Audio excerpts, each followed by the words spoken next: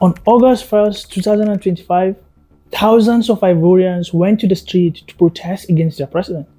Men, women, students, they were waving placards, chanting and demanding one thing: that President Alassane Ouattara should step aside. The air was heavy with tension in Abidjan on Saturday.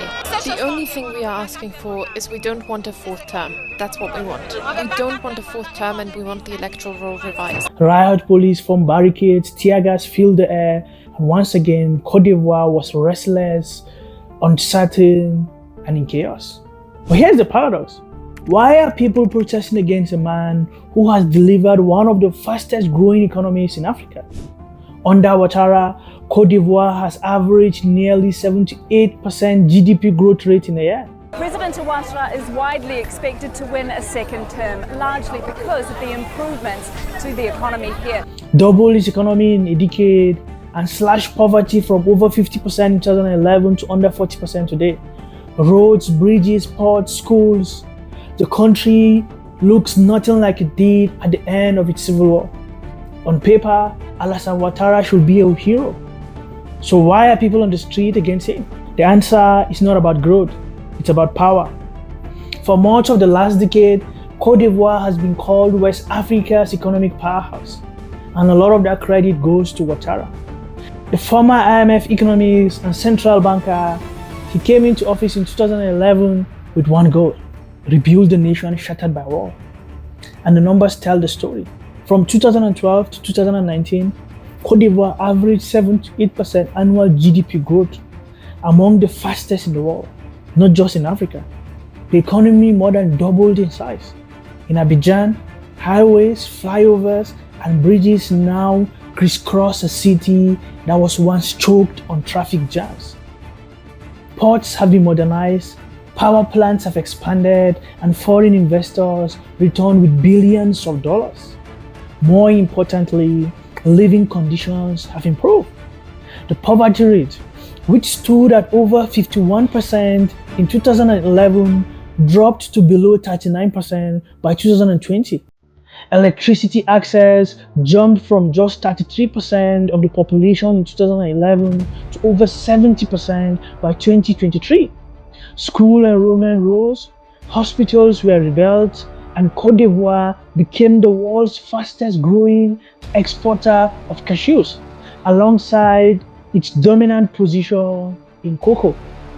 By any measure, this is a success story. From the ashes of civil war, Oattara delivered steadily stability and growth that analysts once thought impossible.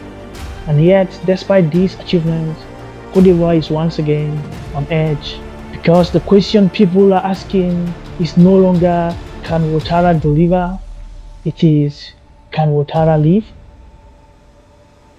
Alassane Ouattara has now been in office for nearly 15 years. Elected in 2010 after a bloody civil war, re-elected in 2015, and then again in 2020, making him one of Africa's longest serving leaders in the modern era. But here's the problem. Côte d'Ivoire's constitution originally set a 2-term limit for president. By the end of his second term in 2016, Oattara had hinted that he would step down, even grooming a successor. Instead, a new constitution passed in 2016, resetting the clock. In 2020, Oattara announced he would run again, arguing that the change allowed him a fresh start. That decision sparked protests across the country. More than 80 people were killed in election-related violence that year. Fast forward to 2025, and the pattern is repeating again. This time, he is seeking a fourth term. To many Ivorians, it feels like deja vu, the promise of democracy weakened by one man's unwillingness to leave the stage. And the danger is real. Côte d'Ivoire is not just another African state. It is a country with deep history of conflict when leaders refuse to let go of power. It has already fought 2 bloody civil wars in less than 20 years.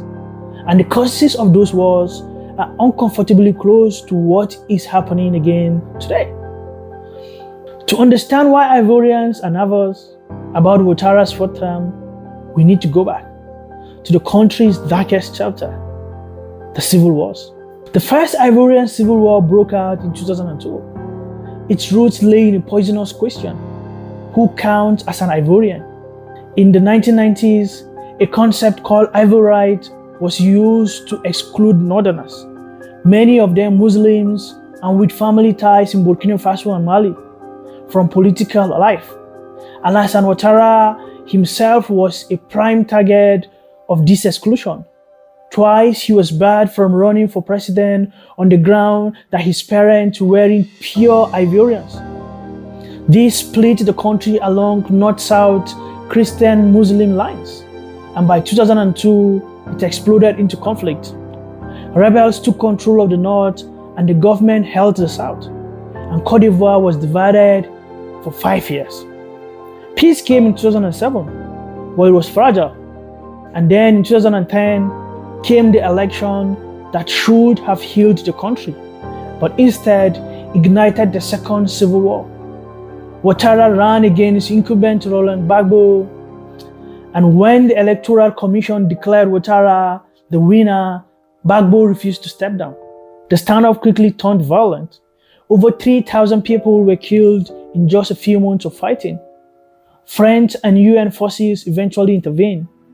Gbagbo was captured and sent to The Hague to face trial at the International Criminal Court.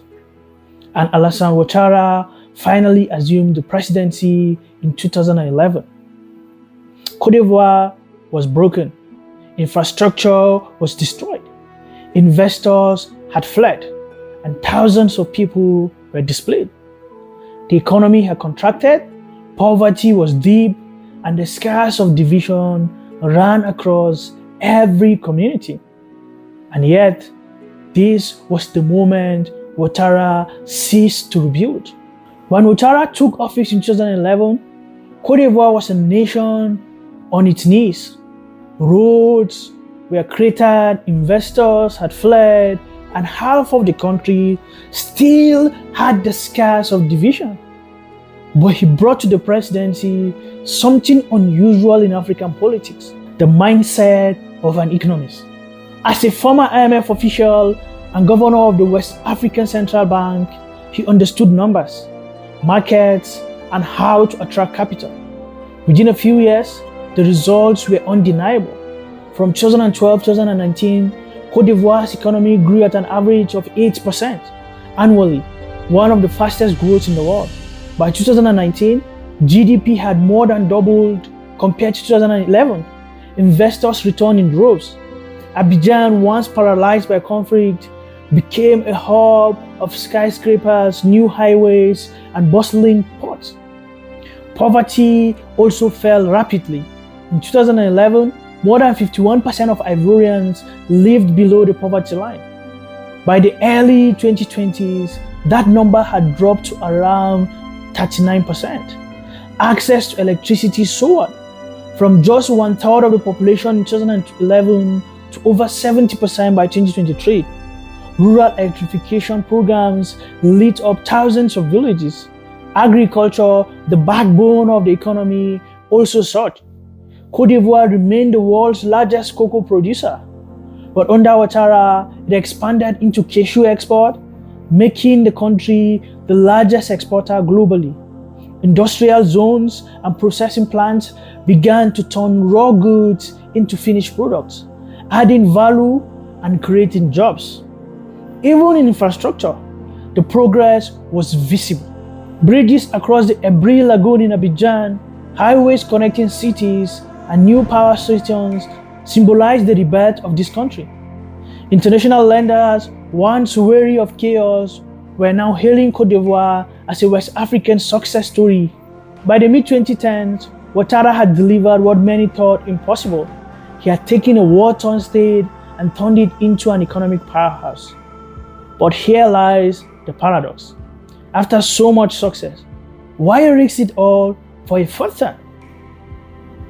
Alassane Ouattara should be remembered as a man who rebuilt Côte d'Ivoire, restored growth, and brought his country back from the edge of collapse. By every economic measure, his legacy should stand proudly amongst Africa's most successful reformers. But power has a way of changing the story.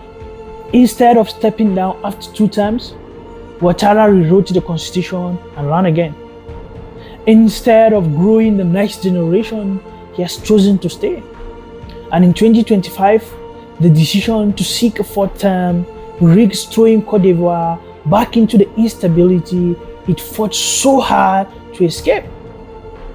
This is not just an Ivorian problem.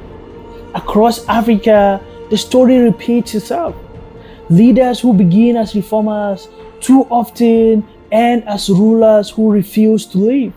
Yoweri Museveni, Uganda, still in power after nearly 40 years. Paul Biya in Cameroon, in office since 1982. Paul Kagame in Rwanda, who changed the constitution to extend his stay. Alpha Conde in Guinea, who saw the 3rd term and was overthrown in a coup in 2021. The pattern is dangerous. Every time a leader tends to bend the rules to stay in power, democracy weakens, institutions hollow out, and the risk of conflict rises. And Côte d'Ivoire knows too well what happens when politics turn into a fight for survival. It has lived through civil wars before. So now, the question hangs in the air. Is Alassane Ouattara the reformer who saved Côte d'Ivoire, or just another African leader who does not know how to leave the stage?